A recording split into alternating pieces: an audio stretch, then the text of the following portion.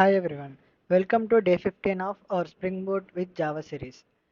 Previous వీడియోలో మనం dependency injection గురించి నేర్చుకున్నాం. అయితే ఈరోజు మనం ఎట్ ద రేట్ ఆటోవైడ్ అనోటేషన్ గురించి తెలుసుకుందాం. ఫస్ట్ ఎట్ ద రేట్ ఆటోవైడ్ అంటే ఏంటి? ఆటోవైడ్ అనేది స్ప్రింగ్ బూట్కి ఒక ఇన్స్ట్రక్షన్. ఇది స్ప్రింగ్ బూట్కి రిక్వైర్డ్ ఆబ్జెక్ట్ని ఆటోమేటిక్గా ఇంజెక్ట్ చేయమని చెప్తుంది. సింపుల్ ఎగ్జాంపుల్ చూసుకుంటే మనకి స్టూడెంట్ క్లాస్ ఉందనుకోండి. స్టూడెంట్ క్లాస్కి బుక్ ఆబ్జెక్ట్ కావాలి. నార్మల్గా మనం ఇలా క్రియేట్ చేస్తాం.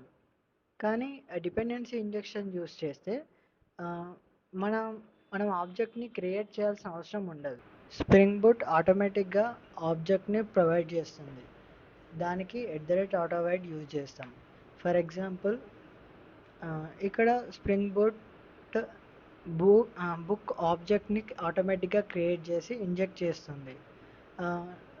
రియల్ లైఫ్ ఎగ్జాంపుల్ ఎట్లా అంటే, మీరు ఆఫీస్లో వర్క్ చేస్తున్నారు అనుకోండి. మీకు కంప్యూటర్ కావాలి. మీరు షాప్కి వెళ్ళి కంప్యూటర్ కొనాల్సిన అవసరం లేదు.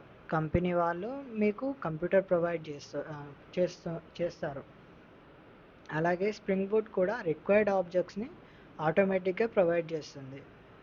అందుకే ఎట్ ద రేట్ ఆటోవైడ్ చాలా యూస్ఫుల్ అవుతుంది. అడ్వాంటేజెస్ ఏంటంటే మాన్యువల్ ఆబ్జెక్ట్ క్రియేట్ చేయడం అవసరం ఉండదు. కోడ్ క్లీన్గా ఉంటుంది. డెవలప్మెంట్ ఫాస్ట్ అవుతుంది. మెయింటెనెన్స్ ఈజీ ఉంటుంది.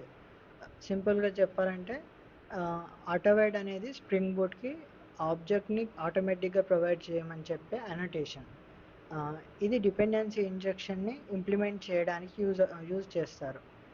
రియల్ రియల్ ప్రాజెక్ట్స్లో చాలా ఫ్రీక్వెన్సీగా యూజ్ చేస్తారు అవి. నెక్స్ట్ వీడియోలో మనం స్ప్రింగ్ బూట్ కంటైనర్ అంటే ఏంటి, ఇంకా స్ప్రింగ్ బీన్స్ని ఎలా మేనేజ్ చేస్తుందో నేర్చుకుందాం. Thank you. Follow for more updates.